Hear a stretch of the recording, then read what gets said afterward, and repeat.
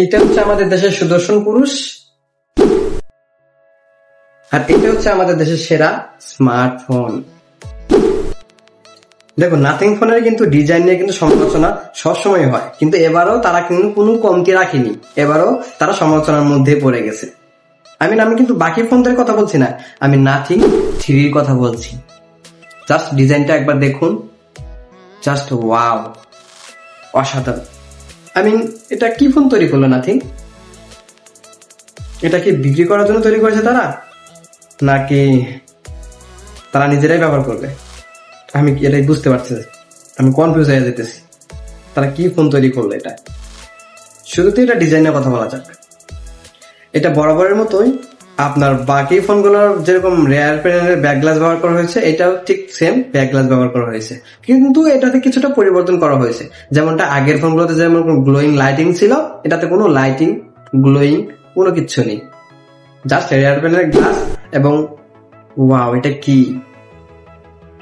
দেখতে পাচ্ছেন? ডিসপ্লে, এটা ম্যাট্রিক্স ডিসপ্লে, কিন্তু আমার কাছে এটা কোনো কাজের মনে হয়নি। জাস্ট এটা দিয়ে একটু টুকটাক গেম খেলা যায়। দেখতে পাচ্ছেন ঘড়ির টাইম, এবার বোতলের মতো কি যেন আসে, আবার হাত দেখা যায়, টাইমিং এবং ব্যাটারি পার্সেন্টেজ দেখা যায়।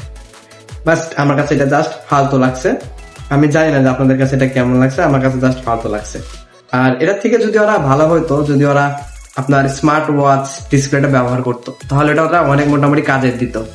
কেমন, ওটা দিয়ে আমরা আমাদের পিছন ক্যামেরা দিয়ে আমরা সেলফি তুলতে পারি এবং কল রিসিভ করতে পারি, আমরা অনেক কিছু কাজ করা যায় আর কি।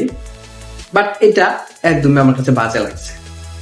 আচ্ছা, যাই হোক, এটা আপনার রেয়ার প্যানেলে ব্যাক গ্লাস ইউজ করা হয়েছে, ব্যবহার করা হয়েছে গরিলা গ্লাস ভেক্টাস, আর সামনে প্রোডাকশন করছে আপনার গরিলা গ্লাস 7i। এটার থিকনেস হচ্ছে আপনার 8.99 mm থিকনেস, এবং নিচে দেখতে পাচ্ছেন টাইপ সি পোর্ট, স্পিকার। এটাতেও 3.5 mm হেডফোন জ্যাকটা নেই। এটা নাথিং কি করছে আমি বুঝতেছি না ভাই। এত জায়গা থাকতে সাইড দিয়ে তো হাজার হাজার আপনার হেডফোন জ্যাক বসানো যাইতো, কিন্তু কি বলবো আমি। এবং উপরে দেখতে পাচ্ছেন আপনার সেকেন্ডারি স্পিকার এবং সেকেন্ডারি মাইক্রোফোন। তবে যাই হোক, এটা ডিসপ্লে নিয়ে কথা বলা যাক। এটা ডিসপ্লেটা হচ্ছে আপনার ওলেড ডিসপ্লে ব্যবহার করা হয়েছে এবং 1 TB কালারিং সাপোর্ট পাবে। এবং এটা ডিসপ্লেটা সাইজ হচ্ছে আপনার 6.67 ইঞ্চি ডিসপ্লে। হ্যাঁ, কিন্তু এটা কিন্তু 120 Hz রিফ্রেশ রেট, এবং এবার ডিসপ্লে রিফ্রেশ রেট আমার কাছে সবগুলো একুরেসি কাজ করছে, প্রপারলি কাজ করছে সবগুলো অ্যাপস, আমি দেখলাম অনেকটা ভালো। এবং এটার ব্রাইটনেস হচ্ছে আপনার 4500 নিটস ব্রাইটনেস। বুঝছেন নাই? 4500 নিটস ব্রাইটনেস, যেটা আউটডোরে ইনডোরে প্রপারলি ক্লিয়ার, কোনো প্যারা নাই, কোনো সমস্যা হবে না। ওকে, এখন তাহলে এটার ক্যামেরা সেকশন আসা যায়। এটা হচ্ছে মেইন ক্যামেরা হচ্ছে আপনার 50 মেগাপিক্সেল, এবং এটা আল্ট্রা ওয়াইড, সেটাও 50 মেগাপিক্সেল, এবং আরেকটা আছে টেলিফোটো লেন্স, সেটাও 50 মেগাপিক্সেল। ওয়াও, তাহলে কত হলো? 150 মেগাপিক্সেল। যাই হোক, 50 মেগাপিক্সেল, তিনটাই ট্রিপল ক্যামেরা, তিনটাতে 50 মেগাপিক্সেল ব্যবহার করা হয়েছে, এবং ফ্রন্টেও কিন্তু 50 মেগাপিক্সেল ব্যবহার করা হয়েছে। ওয়াও, তাহলে হ্যাঁ, এটাতে কিন্তু IP68 ওয়াটার রেজিস্ট্যান্স আছে। হাত থেকে হঠাৎ করে পড়ে গেলে, পানিতে পড়ে গেলে অতটা সমস্যা হবে না। এটাতে আপনার রান করছে নাথিং OS 3.5, এবং এটা অ্যান্ড্রয়েড হিসেবে রান করছে আপনার 15, এবং তারা বলছে এটা নাকি 5 বছরের মেজর আপগ্রেড দিয়েতে।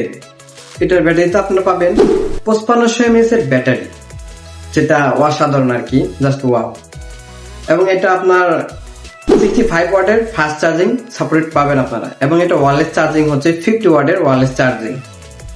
এটার স্টোরেজ হিসেবে থাকছে আপনার 12256 এবং 16512, কিন্তু বাংলাদেশের ভেরিয়েন্ট আপনারা পাবেন 12256।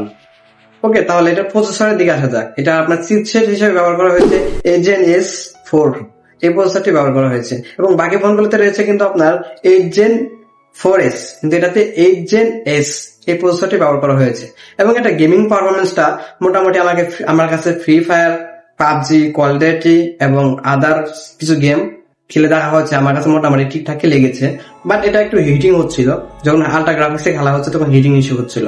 এবং আপনারা জানেন যে পিছনে রেয়ার প্যানেলে যখন ব্যাক গ্লাস ব্যবহার করা হয়, তখন ফোন সাধারণত হিটিং হয়ে থাকে, এটাও ক্ষেত্রেও এরকম।